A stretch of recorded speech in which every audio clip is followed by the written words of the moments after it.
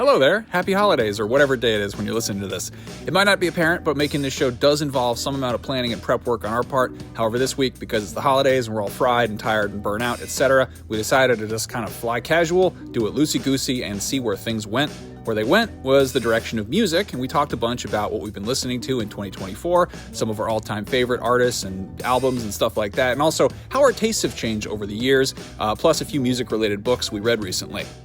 If this is your first time listening to This Thing Rules, stop what you're doing and go check out any other episode because this is kind of a weird B-side.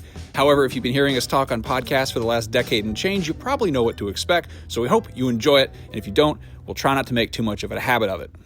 Hey. What's good? I'm good. How are you? How was your year? It was honestly a really, really bad year. It was a really shitty year. I'm sorry. Yeah. No. How was yours?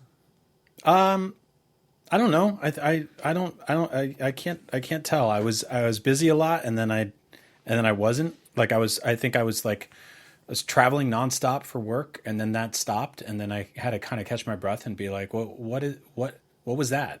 What just happened? Yeah. And then it was December. How much did it screw you up that Thanksgiving this year was at like the very end of the month? That being late and then Christmas being early just felt like December was this weird fever dream joke that got shoved between two walls of the trash compactor while a toilet snake tried to kill us. I don't fully understand what you mean by Christmas being early, but let's just roll through that. I feel like our last day for work this year is the 20th. So it wasn't even like, we were usually like there's like the Monday after or something like that. And Yeah, this is like a full. So I don't know. It just felt just crushed between those two confines. But other than that, I don't know. I liked a lot of it, and a lot of it I didn't like. But I'm glad that you and I got to make a new thing. Yeah, we did because that's been a highlight. This was something we were kicking around for so long, and it took so goddamn long to get it off the ground. Mm-hmm. It's crazy how when you get older, just time flies, whether or not you're having fun. I remember when I was a kid, I feel like up until fairly recently, when people referred to the holidays, I was like, they meant like Christmas and New Year's off in like one corner, but like it kind of rolls in Thanksgiving there too. Yeah. And as an adult, I see why, because like it goes from one to the next thing so fast. And when you're a kid, like waiting for Christmas takes so long. It's like that and mailing away for things, which admittedly, that stuff did get faster in the future. Like now you can just be like, I'm going to, get something with 2 days shipping and then it shows up in a day and a half. And you're like, wow. But like, no, I get more and more into Halloween every year. And my wife's really into it. My kid's really into it. And seeing a bunch of Halloween stuff on like the 20th of October be sort of like pushed into a corner at the stores while Christmas trees were like literally like creeping in behind them, just made me go like, okay, I understand that one of these holidays makes more money than the other, and you have to be kind of broken to be like, they should sell skeletons longer. But like it really annoyed me this year. Yeah, they should. Skeletons are fun. They're great. Everybody has a skeleton. I put Santa hats on mine. Like we, have a reason to keep them out as often as we can. But I was kind of like, okay, it feels like we're rushing from one thing to the next too quickly here. So it's been nice doing this show where we can stop and catch our breath and talk about a thing we like, because it's, it doesn't, like for transparency, you and I make a lot of things, right? Mm-hmm.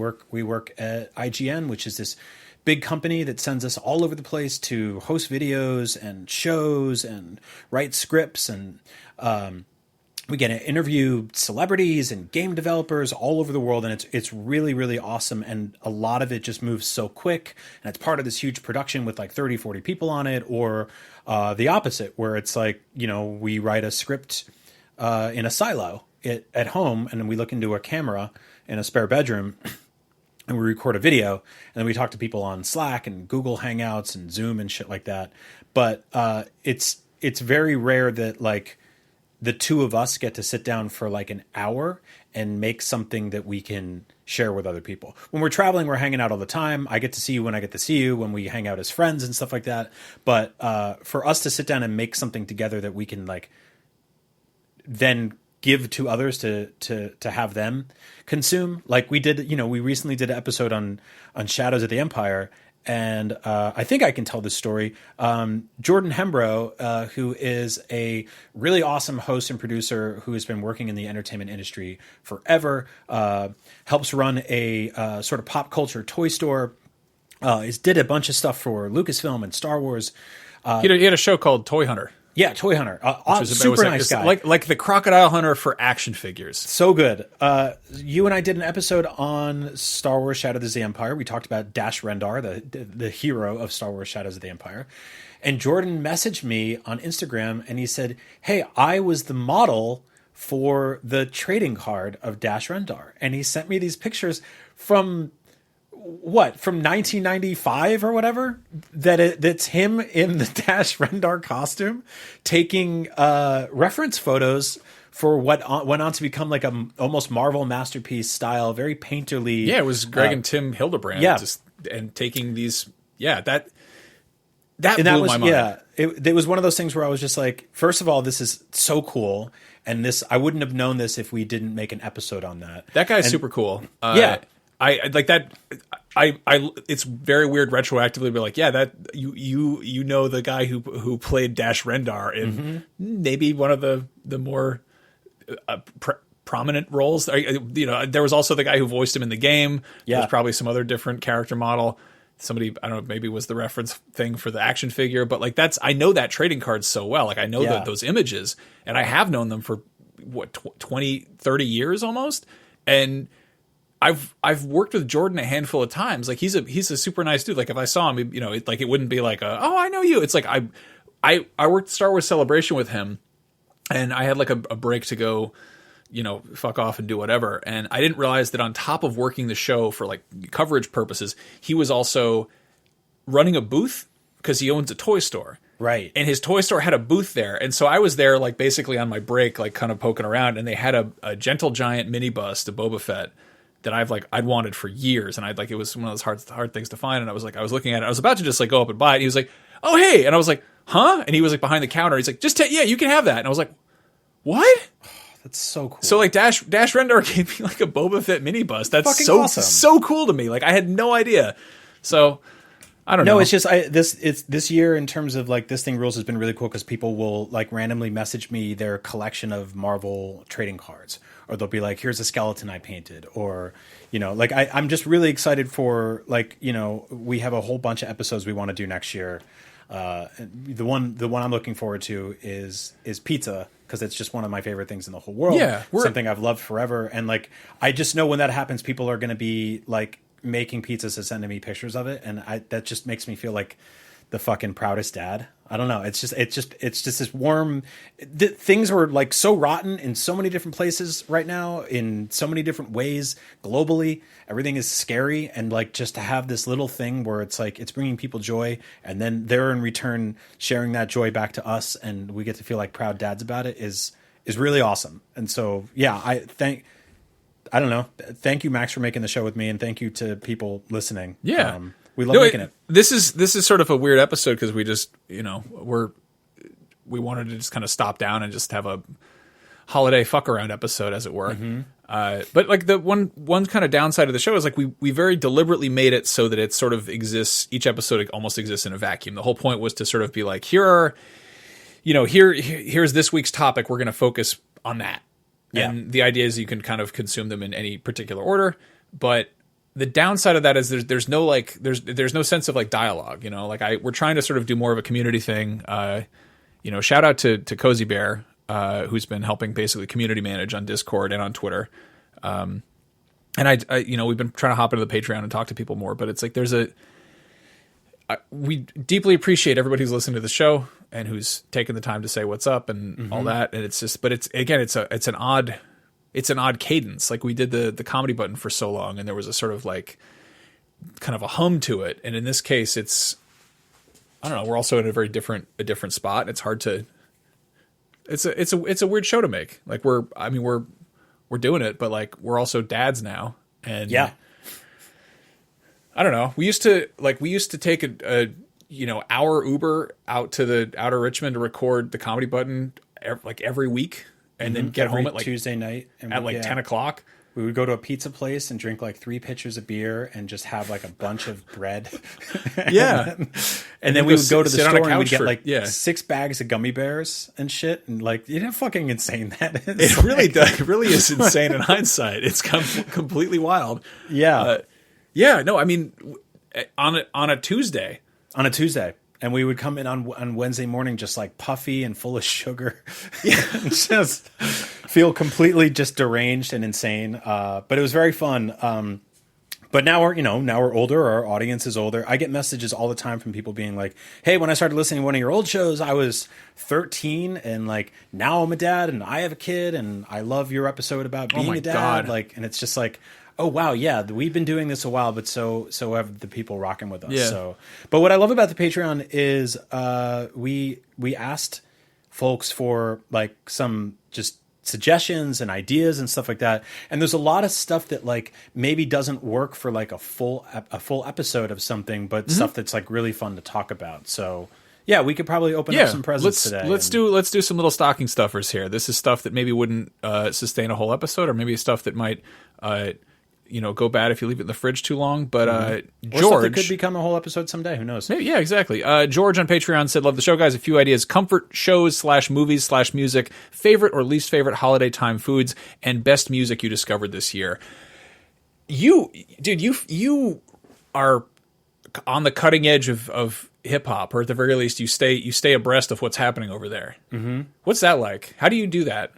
How do you curate that when there's just like a constant deluge of like new people and things being surfaced algorithmically and or It's really tough, and it's really interesting because it's a genre that I have loved for most of my life, and living in New Jersey for most of my upbringing, and then moving to New York for a couple of years, and then going to New York constantly, like when I was in high school, to go see hip hop shows. It was one of those things where I was always aware of what was happening, and I was always making sure to go to I've seen MF Doom in a room with like 25 people, like at a I think I saw him at like some weird side room at like NYU, right? Like where like Peanut Butter Wolf was DJing, and he went on to create Stones Throw Records, which like released Mad Villain, like it's just one of those things where it's like I signed up to be on their street team one day, and they sent like 1,000 posters to my 1-bedroom New York City apartment. And I was like, oh, fuck. And I was like, I don't even know if I have enough money to buy tape to put these posters up. So I was just like handing them out to people at art school, right? And I did the same thing with Definitive Jux, which was LP's record label, which put out, it was like what he did after Company Flow and before Run the Jewels, and they put out a whole bunch of stuff. And so in between all of that, I was going to Fat Beats all the time. Fat Beats was like a record store that was like, I feel, again, this is not like bragging, but I feel insane that I can say that like you could go in there one day and like DJ Jazzy Jeff would be on the turntables for 9 people. And then you'd come back like a week later and like Talib Kweli and Common Sense would be rapping. And they'd be putting on like what looked like a Tiny Desk NPR or concert or whatever it is, but like in a record store. And people were just like nonplussed about it. They were just like, they had headphones on, and they would just like be buying singles and shit on vinyl and stuff like that, buying 12-inch rap LPs. And they'd turn around and be like, oh yeah, that's this guy, huh? Yeah, I guess, yeah, you're pretty good. I guess I'll buy your new album. And it's like, that's Common. Like he's on like an Apple TV show now. You use his full name. You use Common Sense, and he's been going by Common for like 20 years. For so long, yeah. But so yeah, I've just always like and the thing is with hip hop is it's manifested in so many different ways, and it's changed and ebbed and flowed in so many ways, but it so frequently has just returned to the idea of like there's a good beat with some heavy drums, and there's somebody rapping over it, and they're saying funny, clever, interesting, or mean shit, or some combination of that. And sonically, that has always been interesting to me. So I've had this sort of tuning fork out in my brain for decades now to find it. And so like when it's time to like go on a road trip with my wife, or like I'm cooking dinner or something like that, there's like a 100 comfort food albums that I put on. And then a lot of those guys don't have health insurance, so they keep rapping and they keep putting out new albums and stuff like that. And then through that, like, you know, I've always been a liner notes guy. I've always been a guy who reads, you know, here's who's on this track. Here's who produced this track. Here's the record label that made this. Record labels are curators. Record labels are run by human beings, or at least were for a very long time, that have an ear for things. And if they put out this album, then chances are they put out other albums that I'll like. So I'll go look at those things. And so, like, that's, I think, when you sort of, when you just kind of give up yourself to the algorithm and you let it run everything for you, I think you lose that sort of, like, you know, that smell for it and that kind of nose in the air that you get when you get sort of snobby about stuff, right? Where you can go like, wait, I like this, or I don't like this. Who made this? Who made this? I want to avoid this. Like, there's entire movements of hip hop that I was just like, I'm not really into that. But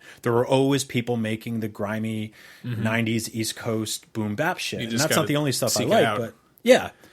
So yeah, it's like reading the ingredients on a. It's not even reading the ingredients. It's like reading what flavor something is and being like, "Oh, I like that flavor. Perhaps other foods have that same flavor." Like looking at who made something or who produced something or who, you know, what sampled what. Like that's a great way to kind of really pull on a thread and get someplace. Algorithmically speaking, one big thing that I do is I'll find a song that I like, and this again doesn't work that great, but occasionally it yields decent results. Is going to like a song I like and going to like the Spotify radio for it. Right. And seeing what it spits out. And occasionally I'll get like some weird gem that I hadn't heard of. But, you know, ultimately like doing the legwork yourself is probably a better way to go about that. What are like 3 records from this year that you would recommend? From this year? So this is a weird pull. But the most played album I had this year, which I realized was my like travel album. It was like my get on a airplane album. Is a cover album from a woman named, let me make sure I get this right. It's Allie Goertz, ALLIE GOERTZ, and she did an album called Peeled Back, which is like fucked up Lisa Loeb 9 Inch Nail cover album. Like, so it's all 9 Inch Nails covers. Oh my god, all 9 Inch Nails covers. Dude, I need to listen to this because it's phenomenal. I get like chills listening to it. I've cried listening to it. Just like it just makes me feel like euphoric and like all it just hits everything right for me. And so that was one of my most played albums this year. I also really liked.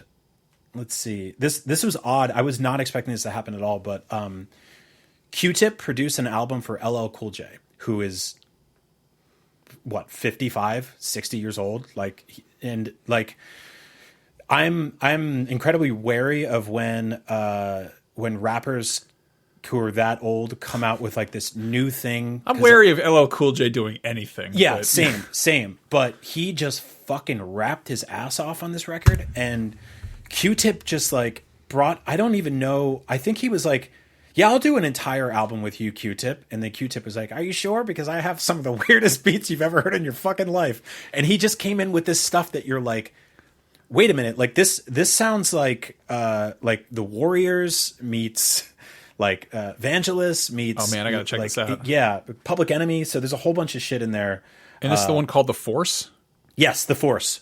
Which is an acronym of Frequencies of Real Creative Energy, which is some real KRS-One shit right there. Yes, extremely. Also some Gary Busey shit.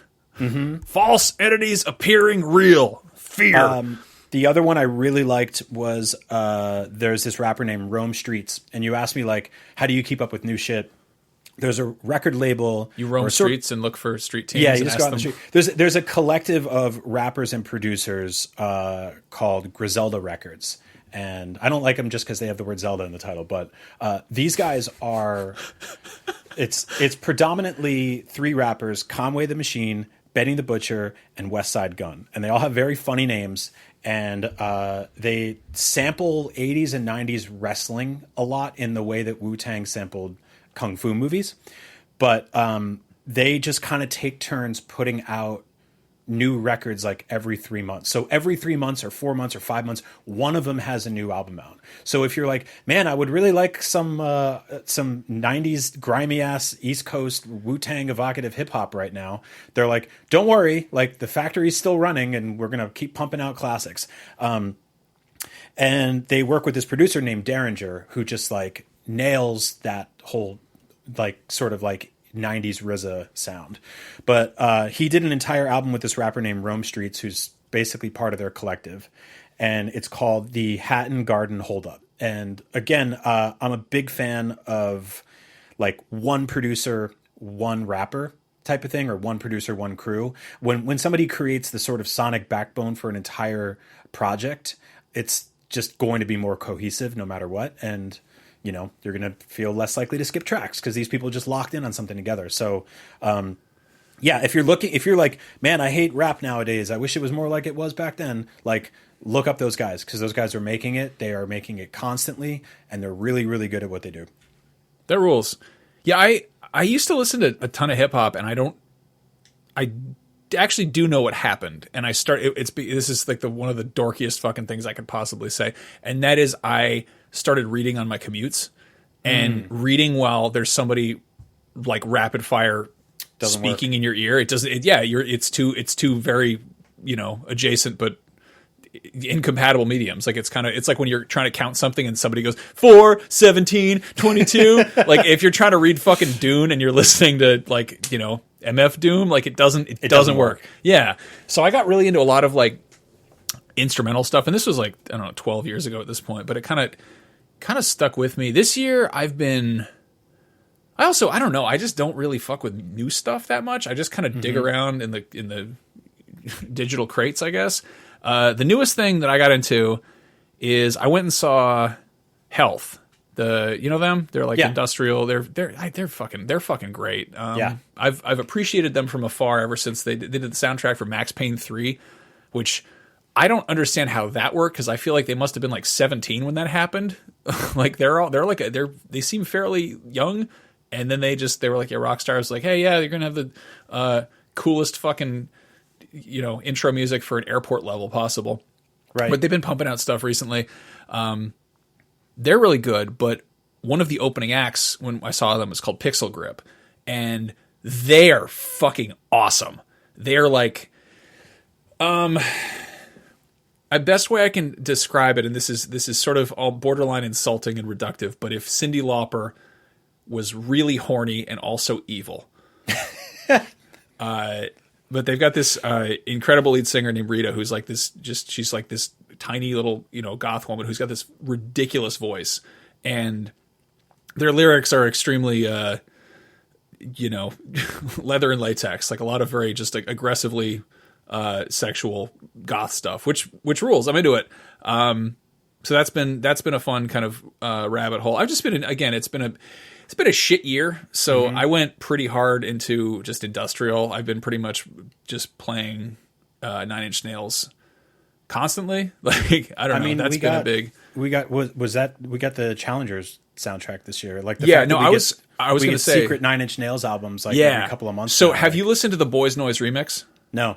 Okay, so the Challenger soundtrack is great on its own. Boys Noise put out a remix of it, which is what you want. Oh fuck! Yeah, it's I will listen to that. It's like higher BPM and less iPhone notification noises in the middle of like I love that the end of the first track or whatever just goes. It has like an iPhone alarm clock going off because that's what happens in the movie or whatever. I love what Trent did with that one. That's also one of my favorite movies of the year. Ross are just like the fact that they same deal, right? Like they just locked in on a sound and they are putting out, like they're doing the soundtrack for that intergalactic game from Naughty Dog. They did the Mutant Mayhem Ninja Turtle soundtrack. Like there's just constantly working on new scores. They're doing Tron 3, which is like I have like less than zero interest in that, but I will absolutely listen to that soundtrack. Those guys are killer. The other one I've gotten into, and this is kind of a continuing thing, Sparks. You know them? Yeah. Yeah. So they're what's his name? Edgar Wright did a whole documentary about them. which I recommend to anybody who doesn't know who this band is, what their deal is. It also is extremely endearing. But there are these two brothers. I think the movie's called like the Brothers Sparks, but they're not brothers, or they're not actually called. Sparks is just the name of their band, and people are like, oh, the Sparks Brothers, and it's like that's not what they call them. But these two very weird dudes who are now in like their 60s, I think, and they've been putting out music since like early 70s, something like that. Oh, that's awesome. And they've put out some ridiculous amount of records, and they're so fucking good because they do not remotely, and this is also why they're so deeply unsuccessful business wise, because they do not give a shit about what's trendy or what's popular. Like, they just kind of do their own thing, and you can hear it. Like, they were working with Giorgio Moroder before he was a thing, like before he popped off, and like every major, disco act or pop act was like getting him to produce. Like, they were hanging out with him like 5 years before that. Like, they were just ahead of the curve, and they're just fucking weird. Like, and they're funny. I realize that I really like funny music, and funny music for whatever reason frequently doesn't work. I think people just need, I don't know what that is, but like Frank Zappa, like Bloodhound Gang, Sparks. You got to listen to more hip hop, man. There's a lot of really funny motherfuckers rapping. Like, no, I believe that. Yeah. But I think like maybe like funny comedy and singing together is like, sure. Cause people are like, oh, does this look Weird Al? Right. But no, Sparks has like one song that I've really appreciated or just adored is called Funny Face. And it's the funniest thing about them is that the brother who does like plays keyboard or whatever, who does like a lot of the musical arrangement, also writes a lot of the lyrics, and he's not the one singing, and so he basically writes these fucking songs that his brother has to sing, and it's like it feels like if you like make somebody else read something that you wrote out loud, it's just like kind of a almost like embarrassing thing. But the like Funny Face is just written from the perspective of some beautiful celebrity who doesn't want to be pretty anymore, and they're like, I want a funny face. I've got the most beautiful face in the world, and I don't like it anymore. I want to be funny looking. I want to look funny. And it's like there's like a whole Twilight Zone episode. Yeah, pretty much. Yeah, and there's a whole like sort of little story arc there. But it's also how cool fucking song. cool is it that like you're pushing 40 and you found out about this new band that's been making, or this you found a new... I've known about them for ages, but I think I really just committed to like checking out their back catalog. Right. And then it's like finding a fucking treasure chest, man. Like, like they've been making music since the 70s. No, so you have decades of shit to unpack. I got into them when I got my second tattoo, and my tattoo artist had them playing. And at this time I was working at like Tower Records, and I thought I was like hot shit and knew about music. And I was like, oh, who's this? Right. Was new shit? And they're like, Sparks, you heard of them? And I'm like, no. And it was like, oh yeah, well they've been just making music for twice as long as you've been alive or whatever. And I'm just like, oh shit, okay. But yeah, just digging into that. Again, that's one of those things where when an artist has such a deep back catalog, it's really hard to like figure out where to jump on. Yeah, it's overwhelming. Yeah, I got really into disco. As which is the exact opposite of getting really into Nine Inch Nails. I don't, again, high highs and low lows. Similar drum patterns. Yeah, that's true. Yeah. No, I read a book about ABBA. Have you seen the oh my god, what are they called? 33 and a Third book series. I think that's what it's called. They're like, yes, I know about those. Yeah. Yeah. They're basically like, this is a dorky way of framing it, but they're like boss fight books, but for records. Right. And it's like one person will basically write a short, long form essay about a particular album.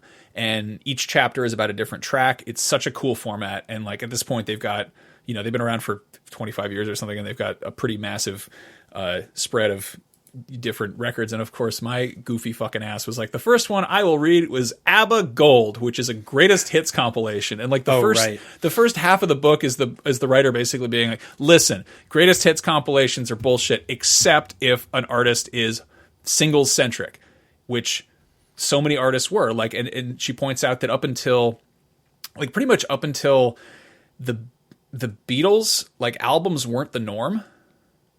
Yeah. Like, everybody was putting out, 45s, and things were about like what was getting played, and it was based on what could fit on the format. Successfully, right? And then LPs sort of started becoming like we both love albums, and I love albums too. And there's that feeling of like, I want to get to know a musical group or musical act based on like their individual like phases, but a lot of times there's a lot of albums out there that are a lot of filler and some killer. Mm-hmm.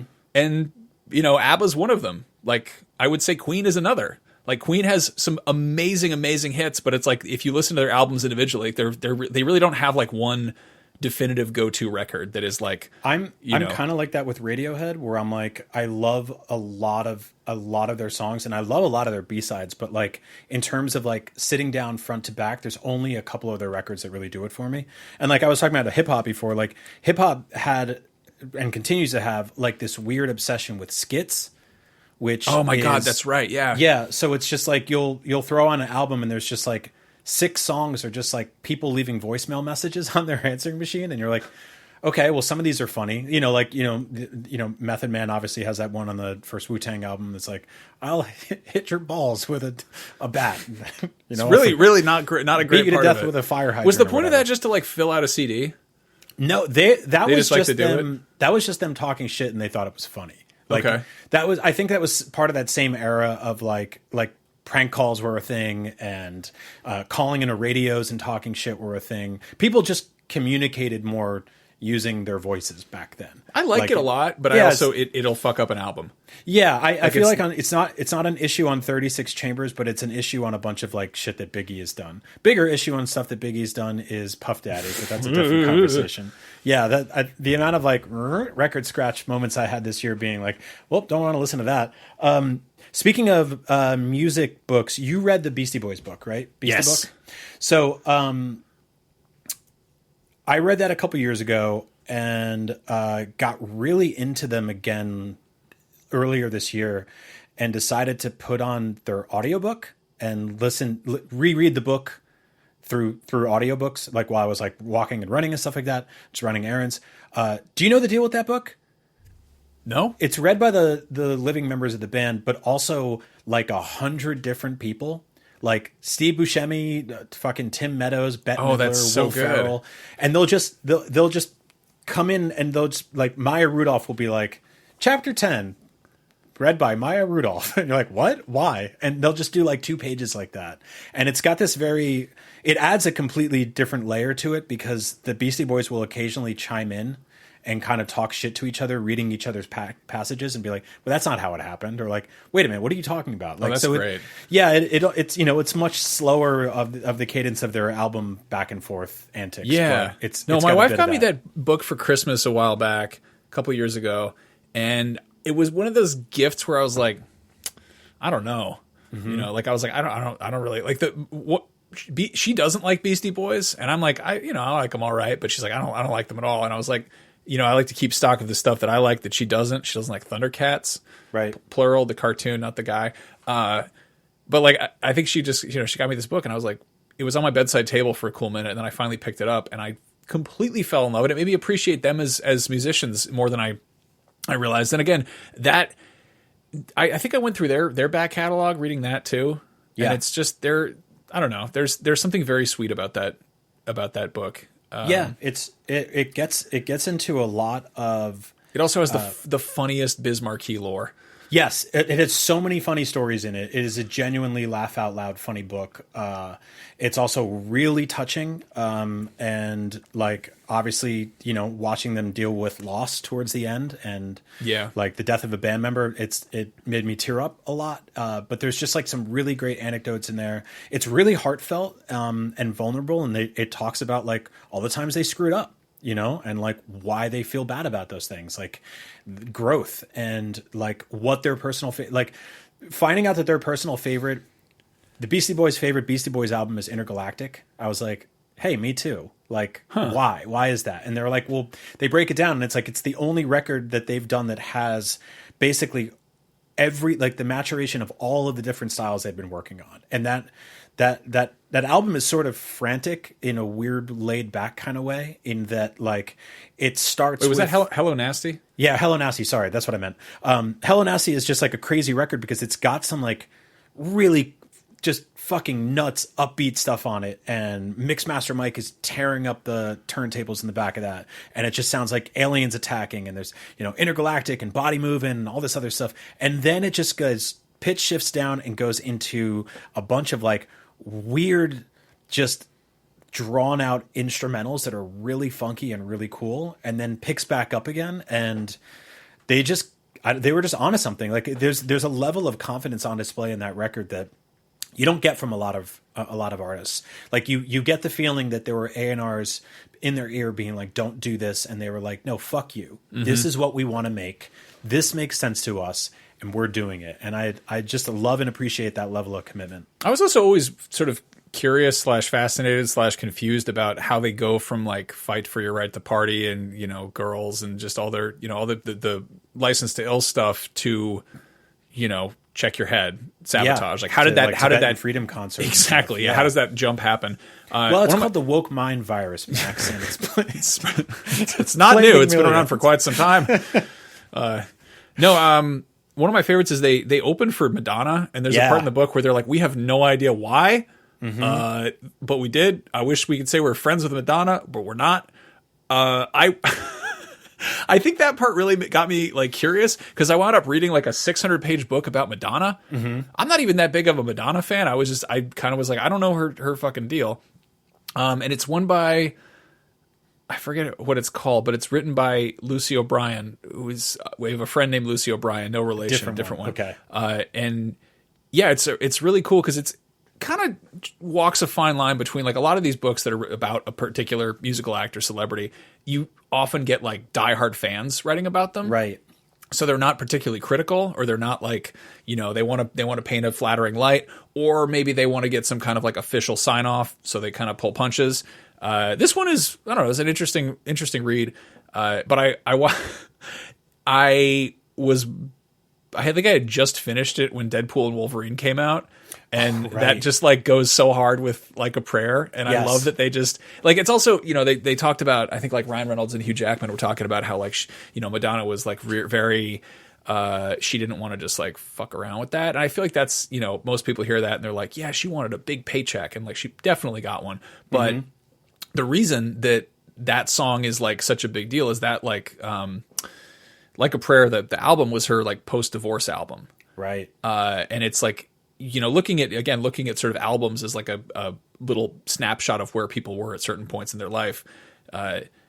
That's very like that. Madonna very much has that thing going on where like every sort of thing she's constantly reinventing herself. And it's, you know, doesn't always make for a solid album, you know, top to bottom, but it's like, it's kind of interesting to see like, to hear a person grow up, which is what I love about, you know, consuming music that way. No, I mean, you get to see these like snapshots of who they were at that moment in time. And she, like a lot of artists who have just been prolific and doing this for decades, like they're committed to it. And there's something impressive about that, about sort of being like, this is me this year. Right. Mm-hmm. And this is me next year. And like they go through phases, and a lot of them chase trends and stuff like that. And a lot of it, like, you know, I'm sure if you dug up whatever, you know, dubstep shit she probably did at one point, it's not gonna hold up the same way Like a Prayer does, but they just kept trying, and like that's really impressive. I appreciate that. Yeah, it's cool. I'm like not really seeking out new stuff so much, but you know, it occasionally like falls on a playlist or whatever. That's been the case for ages though. Like I realized that there's a bunch of music that I kind of just sidestepped because I basically just did a 180 and was like, I'm going to listen to old shit. Yeah. And it was kind of like peak Kazaa BitTorrent era where I was just like, I'm going to get whatever I want and not pay for it. And you said, I want to listen. I just pictured you like cooking dinner to ragtime. Like, dude, I'm not even kidding. One time I did put on ragtime. No, like I had a house party when I was in like high school or college or whatever. And I just was just to fuck with people. I just put on like Scott Joplin's greatest hits. And it was like, everyone just was like, what is that? I was like, it's the pineapple rag, chums. Don't you love the stupid fucking Bobby hat, and you got the little mustache and shit? God, that'd be so funny. No, I put on a lot of like stupid old shit. I feel like I kind of fell out of record collecting in recent years just because I kind of ran out of shit to really, you know, I got all the stuff that I wanted. Yeah. And it's also, I realized that again with the album issue is that an album has to be really good for you to want to like put it on and play it straight through. Yeah. And it's also depending on what that album is, you know, is it the vibe? You know, is it the right energy? Like, is this going to, we've talked about like, we're definitely going to do an episode about Rage Against the Machine at some point. Yeah. But like Evil Empire, phenomenal fucking record. Mm-hmm. I think they're best. Oh, definitely their best. Yeah. I mean, Definitely. they have like 4.5 or whatever, so it's not really that much to pick from. But Yeah, and one's a cover album made by people who predominantly didn't listen to the original songs, which is fascinating to me. I didn't realize that. I didn't realize it was a cover Yeah. album until like an embarrassingly long time. I was like, oh, some of these must be by other people, and I just you got to read the liner notes to figure out what's going on. But Yeah, with that one I went because I was a hip hop head, so I knew a lot of the songs going in. I think I listened to a lot of the same shit. Zach De La Rocha's older than me, obviously, but like when I saw like, oh, you're doing Cypress Hill and EPMD and all that, I'm like, all right, I get it. But Battle of Los Angeles grew on me pretty hard last year. I think that was my most played record last year. That was the one album of theirs I never owned when I was buying CDs or whatever. So it kind of, I don't know. This is like one of those things I'll never get over. But in 4th grade, one of the school assignments or the class assignments, like we're gonna make a time capsule and we're gonna like bury it and then we're gonna dig it up in 8th grade and see what everyone what's changed. And I was like, I'll pick some cool music that's popular right now. And I was like, Rage Against the Machine. Everyone's like, shut the fuck up, Max. Nobody likes them. Put Presidents of the USA. And they dug it up. And it was like, 2000, and Battle of Los Angeles had just dropped, and nobody had talked about Presidents of the USA for 4 years. God, that's and right. I was like, ha ha ha, motherfuckers! Who could have possibly predicted this? But they had that Peaches song. Yeah, and That Lump. was them. Yeah. Peaches don't survive when Yeah. buried underground. Yeah. No, I've seen Rage Against the Machine live 3 times, I think, and I'm very lucky in that 2 of the times I saw them were with either Wu-Tang or the Beastie Boys opening up. So I went to a concert at the Meadowlands in New Jersey, which has like 6 different names now. It's where the New Jersey Devils used to play. I think it went on to become Continental Airlines Arena and a bunch of other shit. It's in Newark, New Jersey, or maybe not. No, it's sort of near Newark, I think, like Secaucus. I forget. East Rutherford, I think, is the name of it. Just some dumb. It's in the swamp in New Jersey. It's part of the swamp. It's surrounded by highways and swamps, and it's where Shrek lives, and the Jersey Devil.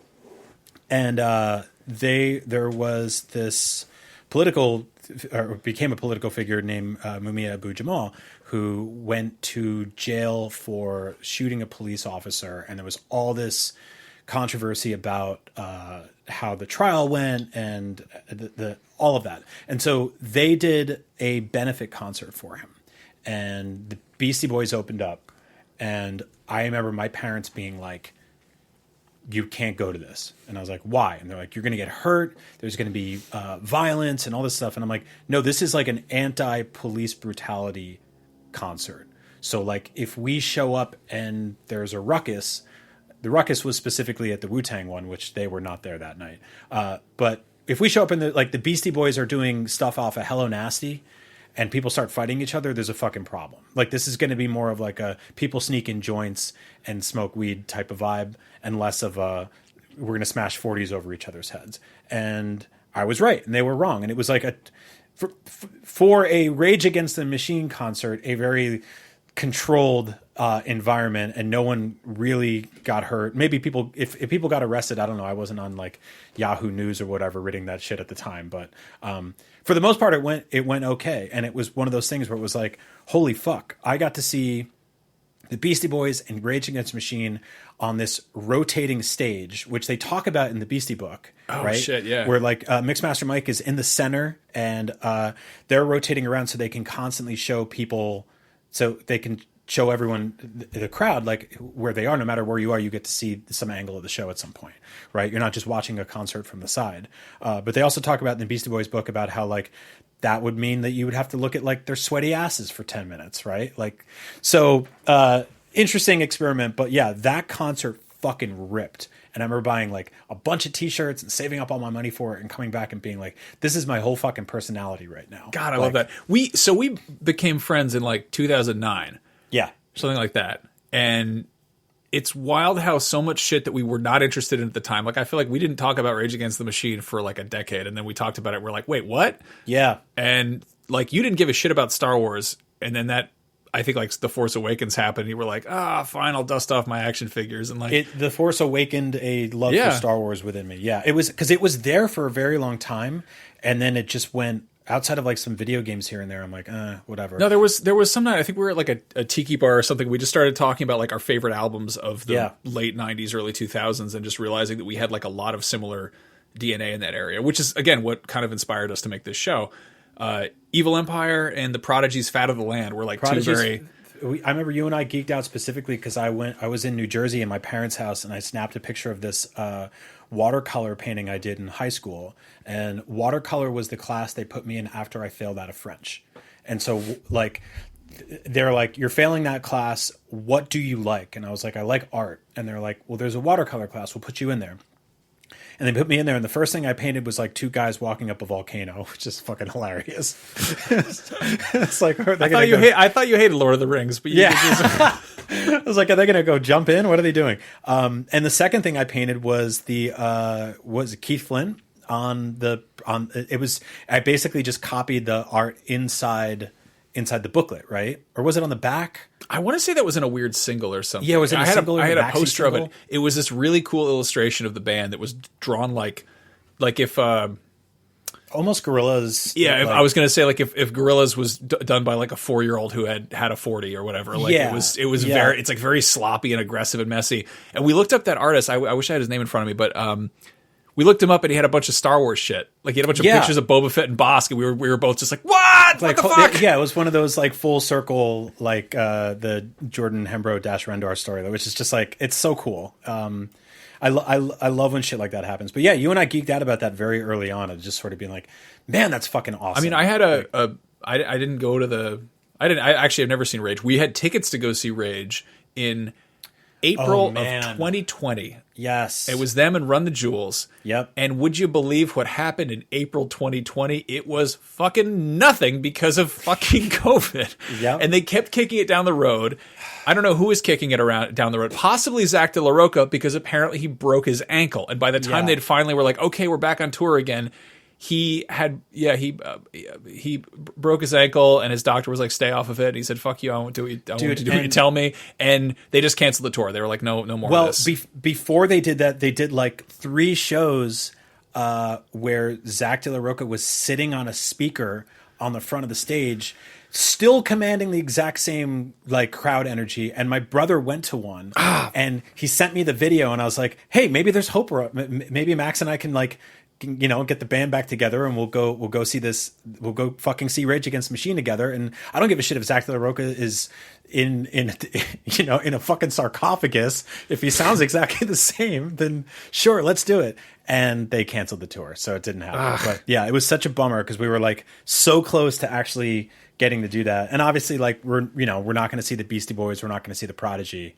And Rage was just like, we don't want to do it anymore. There's no more machines to rage against. And arguably, there are bigger machines than ever to rage against right now. Yeah. But I guess they petered out during the Clinton administration. Yeah, it's a drag. I don't know. No, I hope. I hope they need money at some point. And then they'll do a reunion thing at some point, probably. You know, I mean, the fucking there's your dad probably saw the Rolling Stones or some shit in the last 10 years, right? Like those guys, like still they'll still. He was like their road manager, so he sees them for various gatherings and stuff. No, oh God, my wife and a bunch of our friends are going to go see Oasis. And I was under the impression that everyone collectively decided that Oasis sucks. And apparently part of the reason that I was not cool when I was younger is that I thought that Oasis sucked. And a lot of people are like, I love Oasis. And I was like, fucking really? Like, what if there were 2 Beatles and they were mean to each other and they were brothers? I don't get it. I never got it. My favorite thing Oasis has ever done is one of the Gallaghers did some interview where he's like, whenever we stayed in really old places, we used to play pranks on the other Gallagher and pretend that there were ghosts, and we would scare him into thinking there were ghosts. And I was like, so what? One of the fucking members of Oasis was a Scooby-Doo villain to his own brother on a regular basis. It's so funny to me. I hate their music. I cannot stand it. I don't. But yeah, I like. It's one of those things where I understand why it's catchy. I can see that this was built in a specific formula to get into your head and go maybe, but I just never got into them. So when those tickets went on sale this year or whatever it was, I felt crazy because everyone was like, "Oh my god." Yeah, but it was the same. It's the same. I file that next to shit that like maybe I was not the right age for, or I just never gelled with it, like fucking Shrek. You know? Maybe we're just assholes. I don't know. People are like, Shrek is back. I'm like, who gives a shit? No, yeah, the Oasis thing. Like, I thought that all the Oasis. No, I thought that all the ubiquitous dude in college with the acoustic guitar who'd start playing Wonderwall, like. I thought that he killed that. I thought that person was representative of the Oasis fan base, but apparently there are people who actually want to listen to people play Wonderwall. Yeah, are we going to do this for fucking like UB40 next year too? People are going to be like, "Oh, red wine, I got to." They should do like the UB80 tour, you know? Oh my god. I saw Beck. With an orchestra. Great. Beck was fucking amazing. I've always appreciated Beck. Like, there's like 2 or 3 albums I know forward and backwards, and then there's like a bunch that are kind of like just great, you know, just sort of like, well, didn't go over my head, but I just wasn't in the right place or right time to listen to them. Same. Yeah. So this was he's in that like I respect the hell out of you, but I don't fuck with your discography very often. Yeah. No, this was like a top 3 concert to go see. Fuck yeah. It was him playing with the Berkeley Symphony Orchestra, I think. Like it was an entire symphony. And he was doing a lot of stuff off of like Sea Change. He basically did a bunch of songs that you cannot do without either a lot of like pre-recorded shit or an actual orchestra. And it was really cool. Again, like one of those performances where I'm like, I'm glad I saw this. I will be glad I saw this when I'm dying. Like this is just up there. Like that's just one of those things you can just pull from your brain whenever you need it and be like, oh yeah, I saw that. It was phenomenal. Like it was such a good show, and I like, you know, came away from it. And he did like a bunch of the, you know, he did some of the crowd pleasers, the, you know, popular shit. But like the weird thing was like Beck is such a inherently bizarre musician. Like his shit just kind of exists in its own. He's Beck, you know, like he's Beck. And the crowd at this show was such a crazy spread of demographics. Like it was, you know, they were super old people, they were like, you know, young kids. I was like, Beck is like he's still cool, you know, like he's managed to like ride that wave of hipster shit to the point that he's like not becoming like he manages to stay abreast of whatever it is that's, you know. Well, like I mean, I think trying to stay cool is a thing that's difficult for a lot of musicians, where it's like, how do you continue doing the thing that made you popular while also staying vaguely relevant, while also not embarrassing yourself? And a lot of people don't like. I mean, Madonna, love her dearly, but she has an issue with that, where it's like, how do I seem young and hip and sexy? And it's like, well, I think it's tougher for women who have to put themselves out there as like an object of desire to a demographic 100%, that Beck never had to fuck with, that like Weird Al doesn't have to fuck with. Yeah, nobody's ever wanted to fuck either of those guys. No, Beck doesn't sleep in like a bag of preservatives every night because like he's got to be on the Today Show. I mean, he was into Scientology. You never know what they do over there. Potentially, yeah. But no, I'll go to, you know, pick up my kid from school and there'll be like a 6th grader there in like a Stone Temple Pilots shirt, and I'm always like, oh shit, that's fake fan. Name 3 songs. Yeah, but at the same time, like I'm like, I went to school with 5th graders who weren't at fucking Pink Floyd shows. You know, they were just wearing the shirts. So it's like there's always, and like I don't know, we probably grew up with a bunch of people who were like, I love the Grateful Dead, and you're like, you do, you're 8, you know, like how much weed have you smoked? Don't answer that. But yeah, I don't know. I think it's cool that these guys can sort of keep finding these like musicians that are that ancient can keep finding new groups of people to fuck with them. Like seeing like teenagers with Nirvana shirts. You're like, oh wow, yeah, they keep making depressed kids. Of course they do. The kids are still not all right. Yeah. I threw on Nevermind for the first time deliberately straight through. I never got a Nirvana. It didn't. You know, I like a couple of their songs that played on the radio, whatever. Threw on Nevermind, and like I was blown away at how much shit that, like, first of all, how many tracks that I knew were from that album. Yeah. But also how many of the ones that I didn't know were like going in totally different directions. Like they just got like a couple punk songs on there, which I was like, fuck it, that's wild. That's very cool. So, I think Incesticide gets pretty punky. Their hardest album obviously is In Utero. Like that thing sounds like it was recorded in like a fucking oil drum or something, or in like a womb, perhaps. Yeah, it's got this like weird tinny echo to it that I fucking love. It is so goddamn angry and aggressive, and it just tears up. But like on the flip side, their Unplugged album, which I think just turned like 30 or 30, something like that, something that made me feel old. I put that on, and if you watch videos for that and you can get through that without tearing up, like, and you grew up with that music, then you're stronger than I am. Because there are moments on that thing where you're just like the fact that they got these people together and they surrounded them in flowers and they put this audience in front of them and they had these very aggressive people just play mostly acoustic instruments, and then one of them went on to kill himself, is just like one of those, this is this moment in time that will never exist again. Nothing like this will ever happen again, just like this. And it's just so like precious and special, and I'm glad it's there. I'm glad it exists, and you can go listen to it whenever you want. That's awesome. Well, on that note, thank you to everybody who listened to us ramble about our favorite music and all that. Hopefully we pointed you in the direction of some. That was not the plan, but I had a lot of fun doing that. I don't know where we were going with that, but we went there. I will try to put a list of all the stuff that we mentioned in the description. So if you're curious about anything we mentioned, take a look at that. And on that note, Merry Christmas, Happy Holidays, all that bullshit. Hopefully we will be back in 2025 with all sorts of new, exciting things to talk about. And cheers. Yeah, thanks for rocking with us. You guys rule.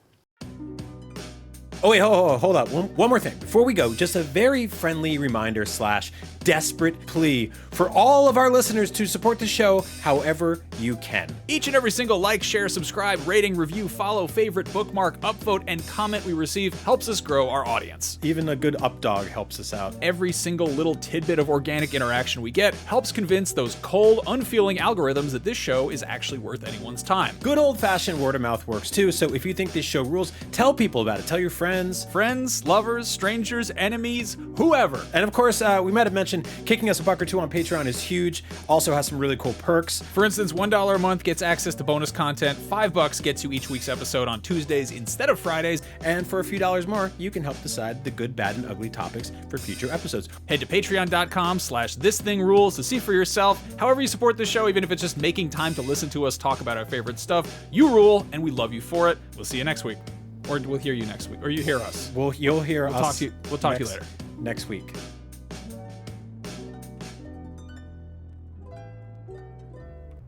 And last but not least, a big, huge special thanks to our Patreon executive producers for helping keep the lights on. Brennan Bova, Ben Burkhalter, Kevin Lemasurier, Steve Cam, Donald Cole, Billy McKendry, Chip Chunkling, Scott Davis, and Go-Go Jason Waterfalls. You are all fantastic. You rule. Thank you.